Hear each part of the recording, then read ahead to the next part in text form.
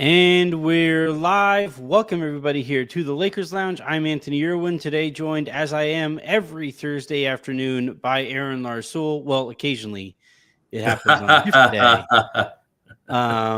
depending on our schedules. I just have to check in and make sure that you are prepared for the show. Uh-oh. Do you have a nice tall glass of No, you know what? You know cognac? what? You know what? Go kill time because I'm gonna need one, so I'm gonna get one. Hold on, please. Go get one. You can All right, I'm gonna do. You I'm can gonna filibuster. do Are you gonna do orca facts? No, All right, hold on. I'll be right back. Give me 30 seconds. They're attacking. Turns out orcas are actually attacking ships again in Europe, which is kind of fun. I will do a little bit of homework here to get the show started. Quick requests. Please subscribe on all of your favorite podcast platforms. Please subscribe on YouTube. If you want to help keep the lights on here in the lounge, subscribe and become a VIP member on YouTube as well. I had somebody ask what's the best way to, support the show. You could either do it, subscribe to me personally on Substack, or you can subscribe and become a member of the VIP here in the lounge. Both will help keep things running here. Wait, there's VIP. There's a VIP. Can I?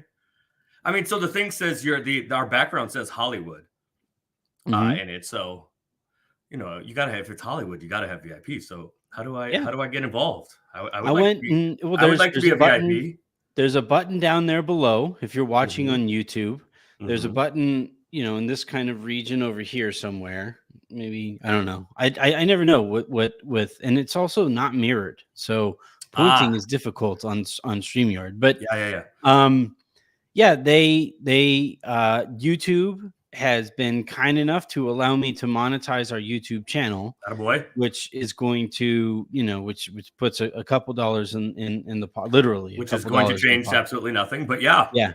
And then if you want to further support the show, you can join the VIP, which there is a join button below the box that you are watching right now, and you can join there. And the benefits to that, as it stands right now, is on Fridays when I do my Lakers look back. When we look back on the Lakers, their week in review, you can come on stage, you can ask questions, you can give your takes and all of that stuff.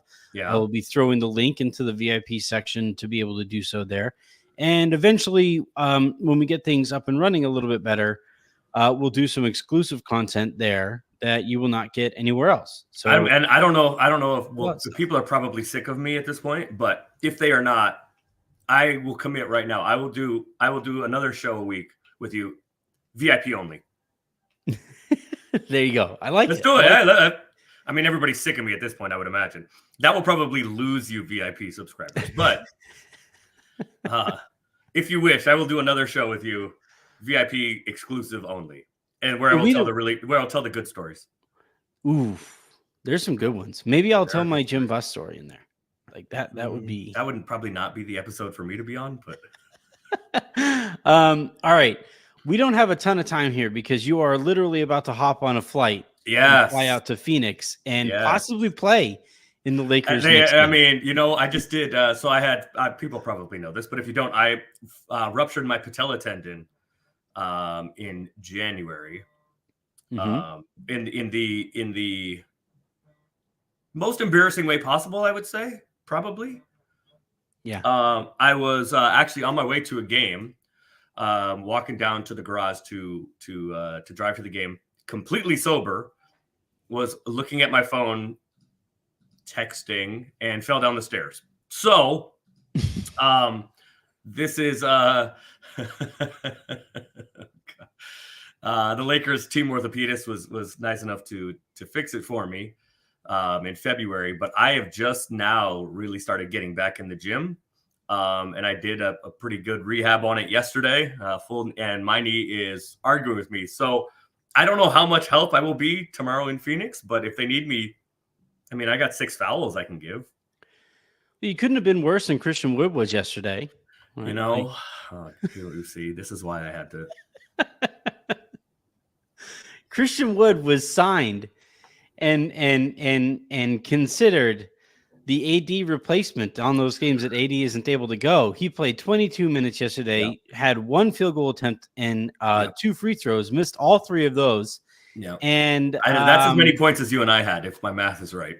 Yeah, and was just bullied around the court. Actually, from the very get-go. I don't know. Did you notice this, Aaron? On the tip of the game, and actually the next jump ball that he did too, Alperen Şengün does this thing where if, like, obviously if there's, if I'm lining up, right, everybody lines up with their hand, the ball's like in the middle here. Okay. Everybody has their hand up here.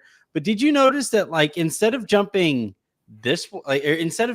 up, Şengün just like throws himself like into the so guys do that if they can get away with it. Actually, what really surprised me is he did it twice, and he Şengün, did like the first Şengün one. was able to. So on Tuesday, True and I did a late night All Access Lakers on playback, and Roosh, who hosts another room there, who's a big Rockets fan, like came on to join us kind of organically.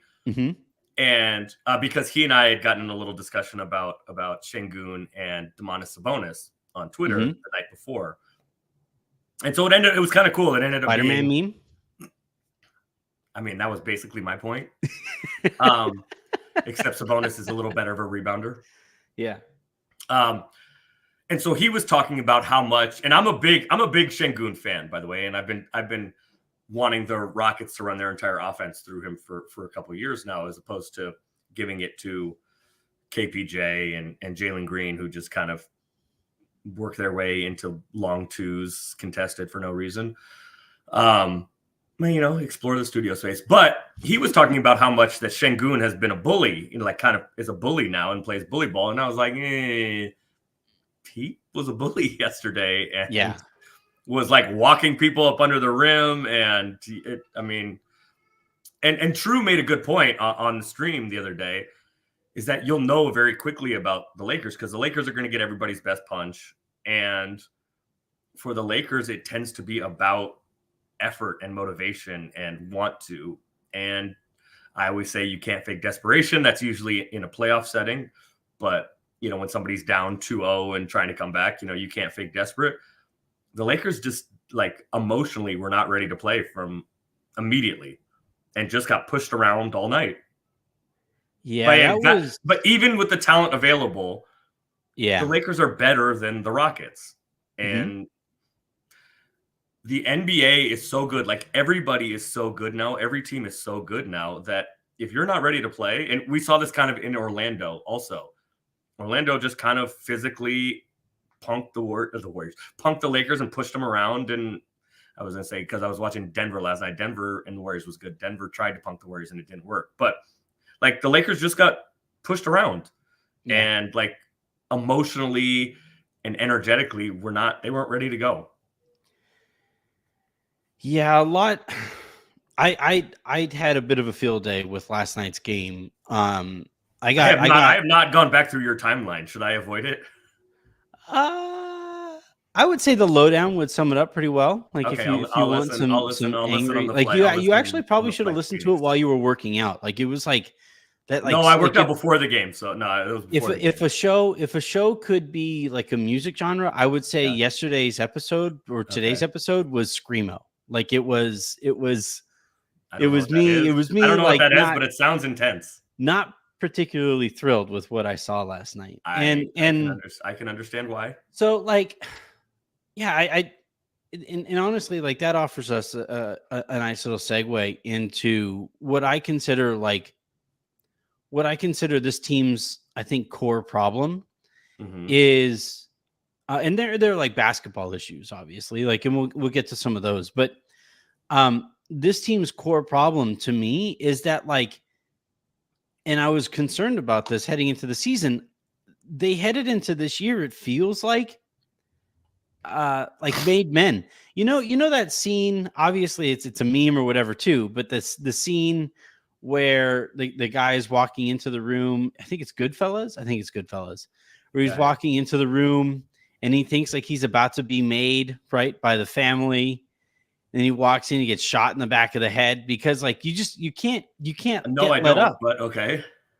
I've seen Goodfellas once or twice. Yeah, okay. I think it is Goodfellas. It's one of the mob movies, one of the mafia mob. Yeah, movies. and it's the Joe Pesci. Joe Pesci is walking into this room, and Goodfellas, like he's wearing like his best suit, and he's like, he's like all proud and stuff. He's taking for granted the fact that he's taking for granted the fact that he made it, and then he gets shot in the back of the head. And like the kind of one of the points there is that like you can never take for granted that you make it. And I really feel like this team takes a lot for granted. And like last night's game was I thought the perfect example of, taking a lot for granted. Christian Wood has played well this season, especially in comparison to expectations.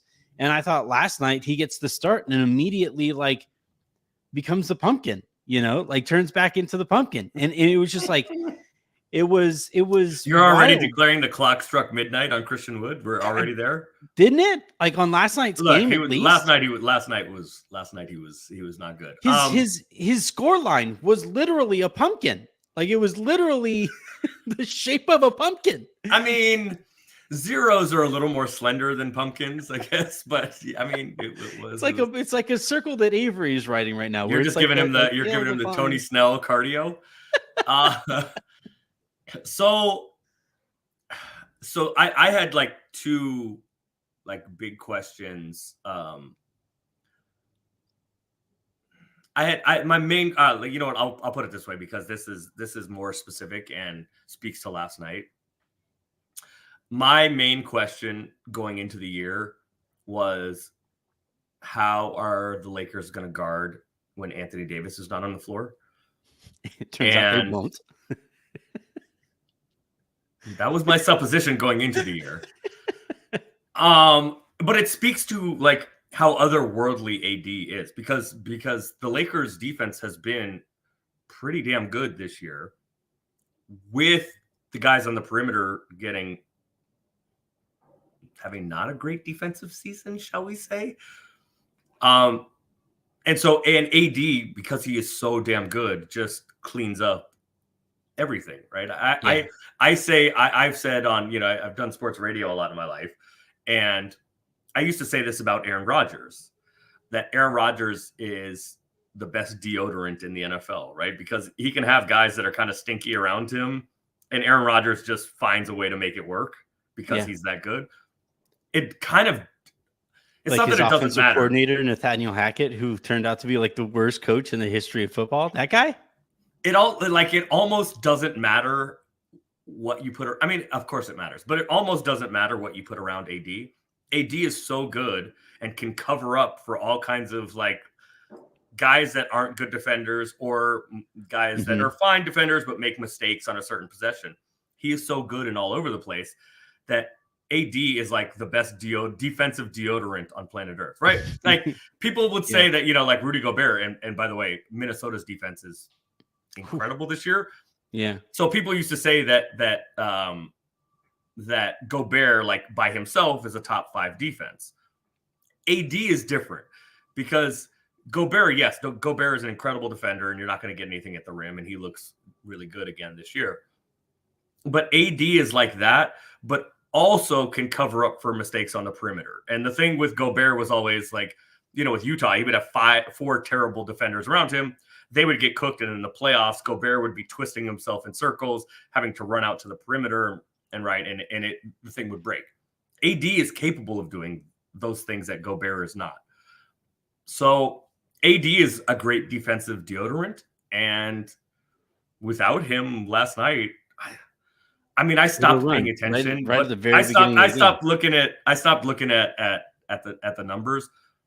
But I think at one point, the Rockets had like 50 something points in the paint.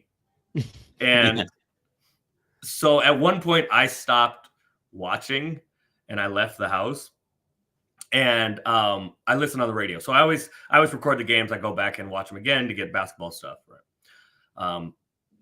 But like when it was decided, I left the house. And so I listened to Johnny, I listened to Ireland, and it was just Ireland and Michael. And Ireland was just like in the radio because that like separates some things, right? And he was just like, And Johnny was just like, and so-and-so, it didn't even matter. Like, so-and-so to the rim, there's no one there, another layup for the Rockets. It was basically like over and over and over. I don't know what the points in the paint finished at, but the Rockets, it was just a parade to the rim. I think they just made another layup. Like, while you and I have been talking, I think Jalen Green just got by D'Angelo Russell again. So the one that really bothered me, and again, I got to go back and watch it, and I will, because I'm either a sadist or a masochist, or maybe both. I don't know.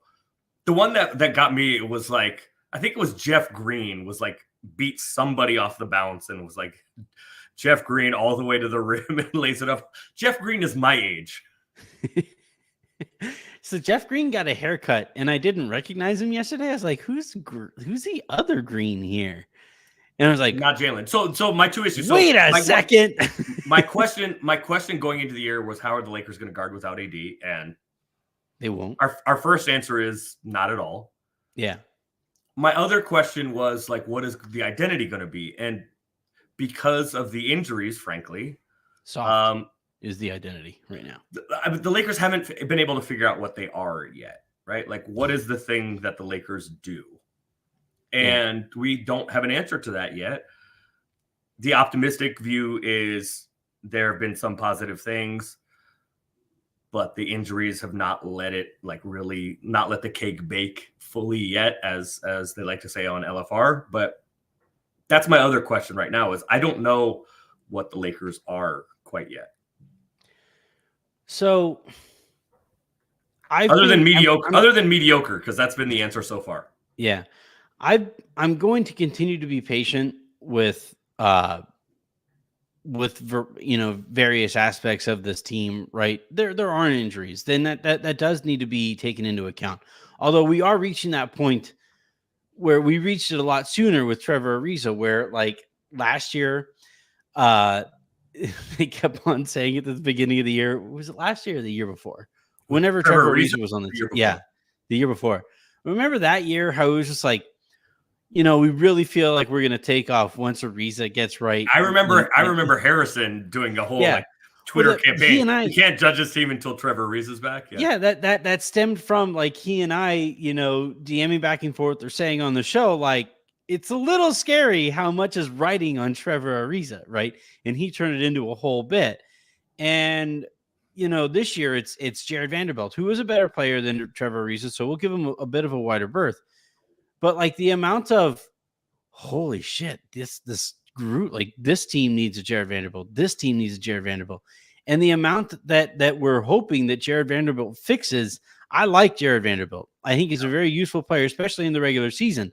But the amount that he is supposed to fix almost single-handedly when he gets back, I'm like, whew. So I think that makes me a little nervous. I think it's more than Jared specifically, although perimeter defense, point of attack defense has been a big problem for this team all year, and that is his specialty. Our point of attack defenders are getting, like, they are allowing the defense to get pierced. And then conversely, on the other side of it, they're too slow to actually pierce the defense themselves without a pick. That's a tough combo. Yeah. So, but I think more than Jared specifically, it's the compounding effect of the injuries, right? Because Jared's probably the best point of attack defender.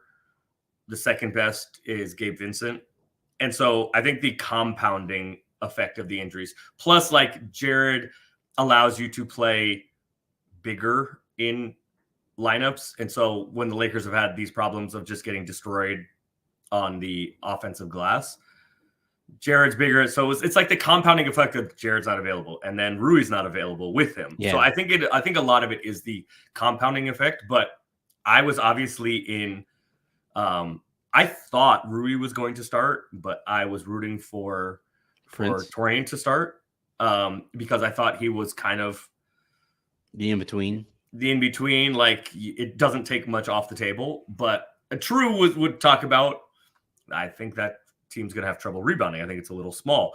And Torian has played pretty well. He shot it. He either makes like 8 threes a game or 1. But he's, like, on balance, he's been pretty good. But I think now I'm back to maybe the Vando team was the right team. So I think it's just been the compounding effect of all the injuries. And we're seeing, like D'Lo and Austin have struggled to start the year. Austin, has turned the corner a little bit, but offensively, they have struggled to start the year. And so if they're going to have trouble guarding on the perimeter and, be at the athletic disadvantage that they are against some backcourts, unless they're doing what they do offensively, it's not great. So to me, it's funny. My dad loves the Lakers and stuff, and I will have just finished doing a show, and he'll ask me for a private show, and I love doing it. Right, I love talking basketball with my dad. That sounded very like the lights are about to come on at Spearmint Rhino or something like. Yeah. All right, everybody. You want to private to the Please stage. Welcome to the main stage. Here comes Anthony, the Pumpkin Irwin. Welcome to the now appearing on the main stage, Anthony. Yeah, I am Sparkles. But anyway, we were talking this morning about some of the Lakers' defensive issues, and especially as it pertains to that starting group, which I believe the numbers have updated now. I'm going to try to find them while I filibuster here. You're NBA.coming us? Well, I'm just gonna NBA.com it really quickly. The starting group so far this season. Do you mean are you going who started yesterday? Or you mean any of the starters, whoever has started? Well, that main starting five, right? That main starting five, that 5-man group of D'Lo and Austin. Yeah. They are playing right now at a negative 397,000 point clip. It's the craziest thing I've ever. NBA.com. I don't know if that's necessarily true. Somebody needs to fact check that. Actually, seems low. So, but in 6 of 8 games that the Lakers have played this year, in the first quarter they've been down double digits. That group, yes. And last night was I saw that starting 5, and I happened, it was cool. My folks were in town, like I said, and the game came on, and I saw the starters, oh my God, this is, and then they started down 8-0, just boom, and I'm like, yeah, that tracks, that makes sense, that they and the problem with that trio of Reeves, D'Lo, and Prince. They aren't fast. They aren't particularly quick. None of them are very physical. They aren't I guess the only person who is oversized for his position is probably D'Lo. But other than that, Reeves is a little small for his position. Prince is a little light for his position. Yeah, I would say. And all 3 of them are kind of at an athletic disadvantage. Yeah, it's I know that this is a 4-letter word, both in the English language and as it pertains to the way that we talk about basketball, but it's a very soft trio, right? They aren't a very forceful trio. And I thought last night Rui came in and I actually am kind of pushing for him to start instead of Prince here moving forward until Vanderbilt gets back, and then you can kind of revisit it. But he at least plays with some force. He plays with some physicality. And especially when AD isn't out there, because Wood also was playing very passive last night. And LeBron at the beginning of these games is just not kind of there. And he's 39. You kind of expect that anyway. So last night's group was just getting pushed all around offensively and defensively. And yeah, that's what that looks like, right? Is all of those things kind of coming to a head. And I also was team Prince getting minutes, or starting coming into the season. I like the fact that he could shoot and can move his feet defensively. But the problem is in a game like last night where he only attempts 2 3-pointers, he grabs 1 rebound. And it was just kind of, I think he's a little too passive for that starting group, and they need somebody. I wish Vanderbilt could shoot a little bit better. If he could, he'd be making a hell of a lot more than $5 million. Right. You and me and every other Laker fan and Jared himself. And he. Yeah, right. Yeah. Cool. But I wish he could shoot, but he at least plays with some force on one side of the ball. And I think that group really needs somebody, whether that's Rui or whether it's Vanderbilt, to come in there and start playing with more force than Prince currently is. Because and I see a lot of pushing for splitting up D'Lo and Austin, and it's like, man, if you do that, things get tricky quickly because Gabe isn't available and frankly hasn't been very good this year. I think he's made one. I think he's made 1 3. I think he started 0 for 12. I think he's made 1 since. But I lit the Slack on fire last night by asking if anybody in there, and maybe I'll put this to the viewing audience right now. Would you rather have Lonnie Walker at the money that he's making or Gabe Vincent at the money that he's making? I know my response. I mean, stop it. But all right. So if you're going to split up Austin and D'Lo, are you starting for whomst? Right. Are you starting Gabe if he's healthy next to D'Lo? Are you starting him next to Austin? Because a lot of those problems still remain. Are you starting Max for one of those two guys because he actually plays with a little bit of force defensively and doesn't need the ball in his hands on offense? He's so small though. Yeah, he looks really light, and he also I think he's shooting 12.5% from 3-point range this year. So that was when everybody was like, he's got to be on the floor instead of Cam, so you can. I mean, okay, I guess I probably trust Max. Yeah, to make a 3. Max is also. I don't know if he shot any yesterday. He at the time when Cam missed that shot in Miami, Max was 1 of 8 on the year. Yeah, 12.5%. So yeah, I mean, and then here's my concern about splitting up D'Lo and Austin, and I get it because defensively they've been bad, and they are at a size wise it's okay, but they are at an athletic disadvantage against most backcourts in the NBA. Every backcourt that has ever existed. Most backcourts in the NBA. In Miami against Lowry and Tyler Hero, they're not at a athletic disadvantage, but most backcourts they're going to be at a size. But that's what it takes. Size and or giant ass is what it takes to have to not. They're going to be. I'll just keep talking.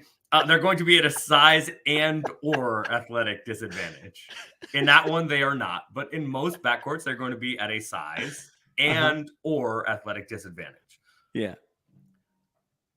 The problem, though, is and again, I said it earlier, right? Speaking offensively, the two of them haven't. I mean, Skims is now a partner with the NBA. Do you think Kim Kardashian was like, all right, we're really excited for this partnership, and then she saw Kyle Lowry, she's like, oh God, that may have sealed the deal. That may have been Kyle Lowry's BBL may have been what actually made the partnership official. The last little hurdle to clear.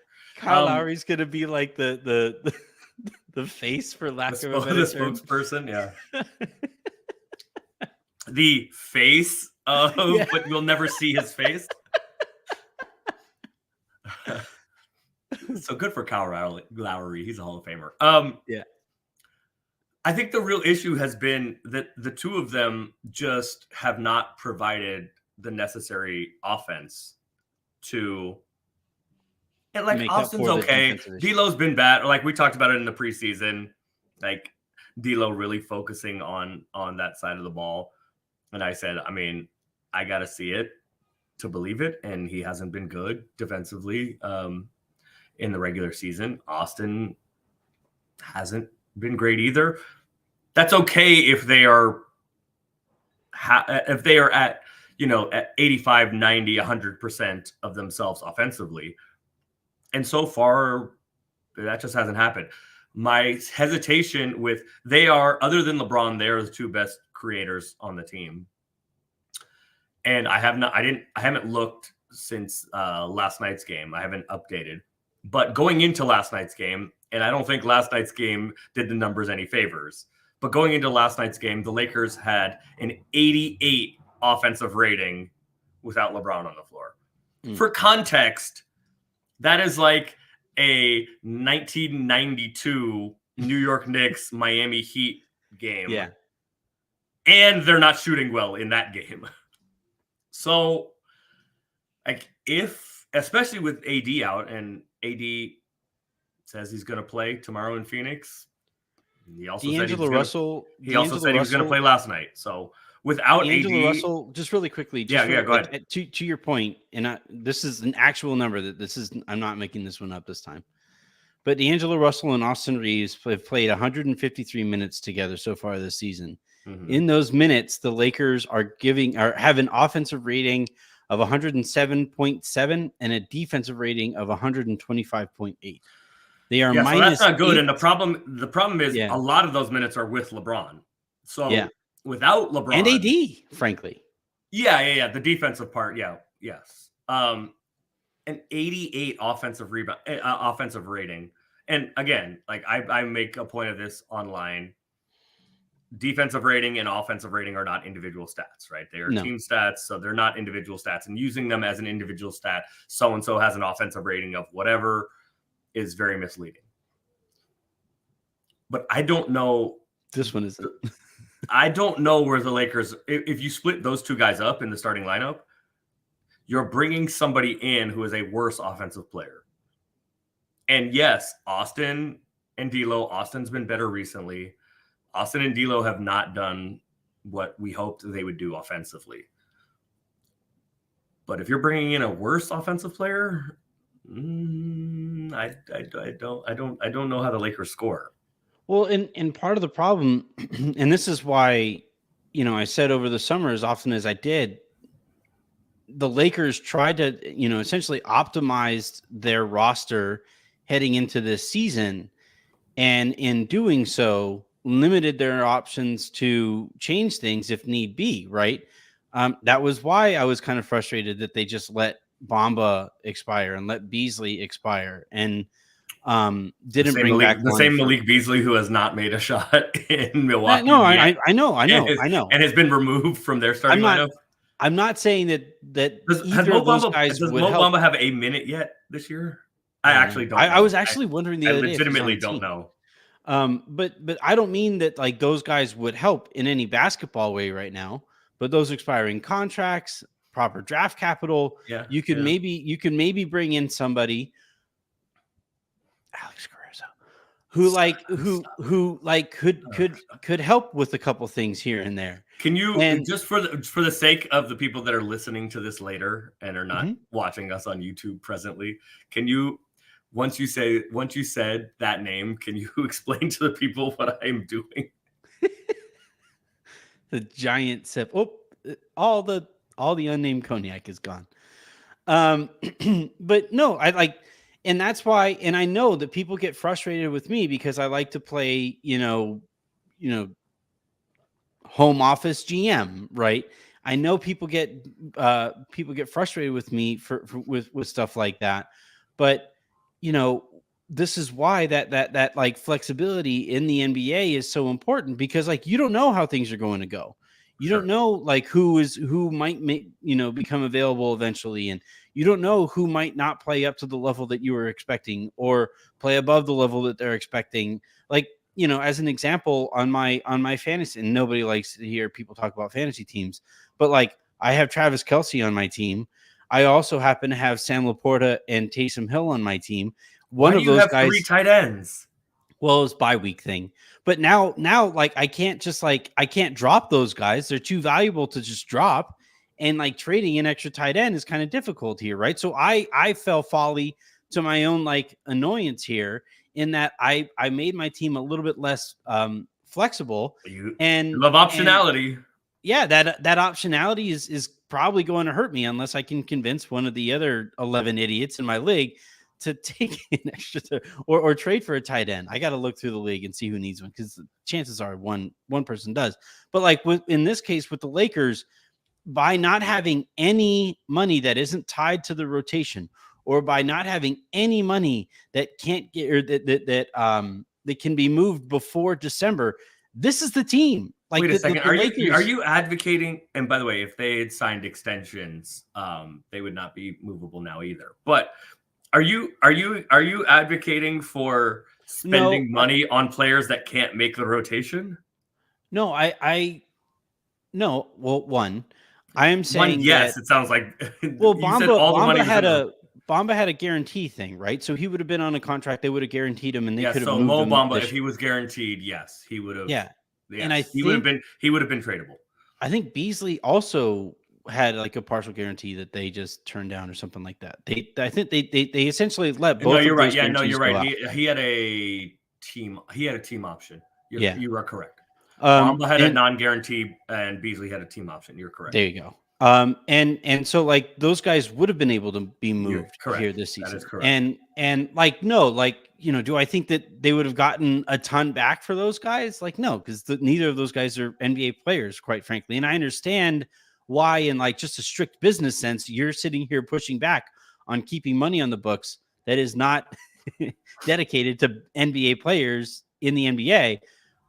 But also like having some of that cap flexibility does kind of help in a spot like this where the Lakers could probably use, like, Aaron, they're doing this 5-out thing. And but hold on. Yes, but that's a separate question.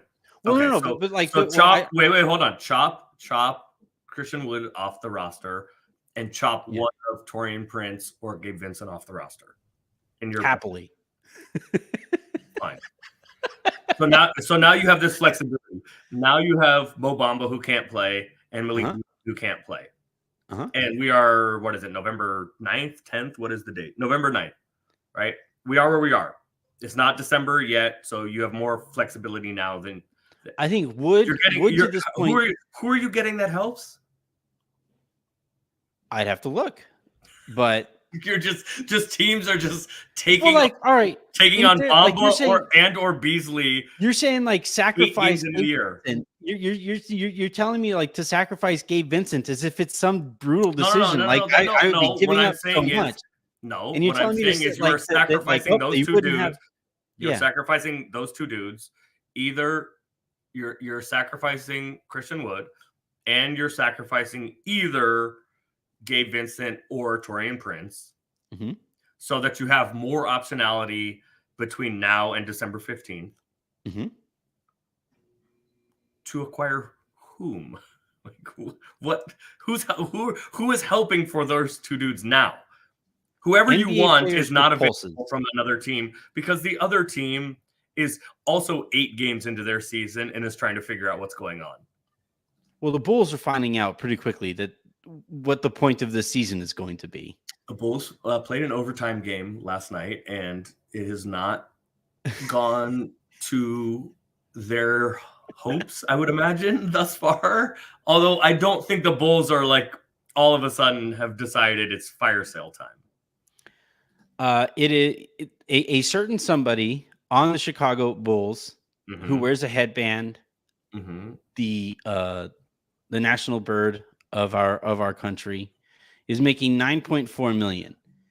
You're telling me that if the Lakers offered expiring money and an unprotected first for that player, the Bulls wouldn't think seriously about it? What I am telling you is, wait, is that what you want to do? Like on November 9th? You want to offer an unprotected first already? I would have done it last year. I would have done it forever. No, but no. Last year's different. We're talking about right now. We're talking about 8 games into the year. After already last year giving up one to completely make over the roster. You've just decided that's the thing. I like it. I mean, it's bold. I like it. I mean, I don't like Chicago bold. It's Chicago bold. I don't like it, but I like the fact that you're being bold. I don't actually like it. It's like you're like an elementary school teacher who, like, I walk in with the class project and she's like, "That's interesting, Anthony." Okay, so all right. If your white adult son were to return, and we're talking about a starting lineup, I don't know who you're sending out. You send out money that matches. Well, you can't presently, but Okay, so who are you like now? The starting lineup is now. Look, it would help. It would help with some of the perimeter defense issues. Absolutely. I don't know that, and he's one of my favorites. He is literally one of my favorite guys in the NBA, and I like him as a player too. That's helping the offense with LeBron off the floor.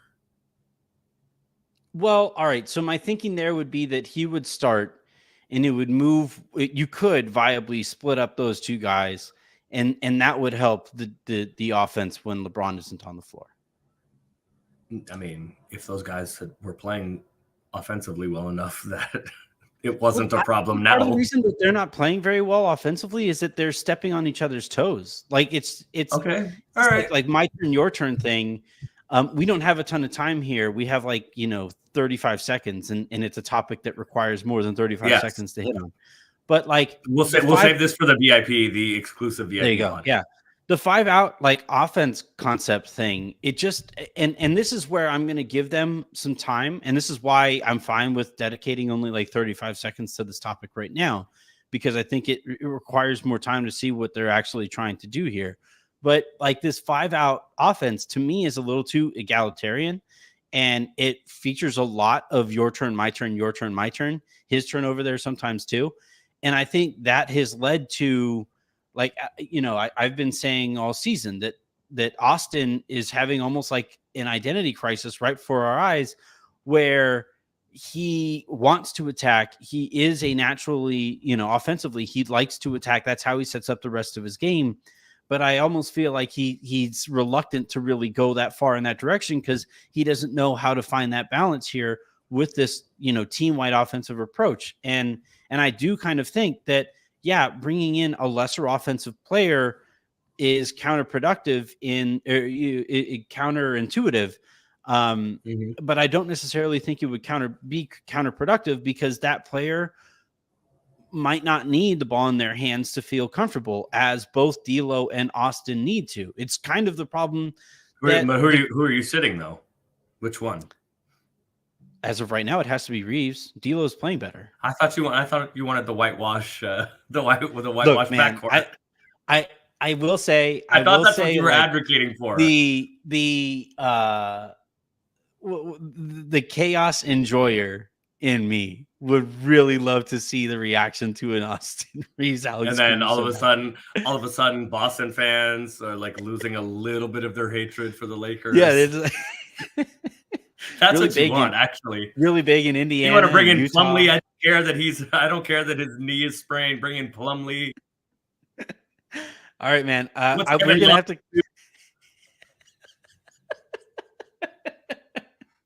We're gonna have to cut this thing short because you have to hit your flight out to Phoenix. Appreciate you hopping on. Appreciate everybody, following along with us.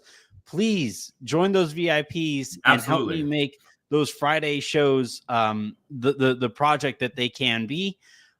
We did a fun one a couple weeks ago. Wasn't able to do it last week because I was traveling, but we will be doing it again tomorrow as well. So and I believe I'm doing All Access Lakers tonight. Yes. Either it's up to you. Your choice. The Lakers haven't won since I stopped doing. I went on 2 wins in a row that I did, and then they haven't won since. So either Friday or Sunday, it's up to you. The game Friday or the game Sunday, it's up to you. Either one. If they win on Friday in a game that I do that for, the actual Lakers get at me and pay me to do that show. That's a good question. That's a question. I will not be able to because I will be in Phoenix at the game Friday and then obviously at the home game Sunday. So your choice, either one, Friday or Sunday. Safe travels, buddy. Thank you everybody for tuning in. Subscribe, and we'll talk to you guys mañana. Go to the VIP and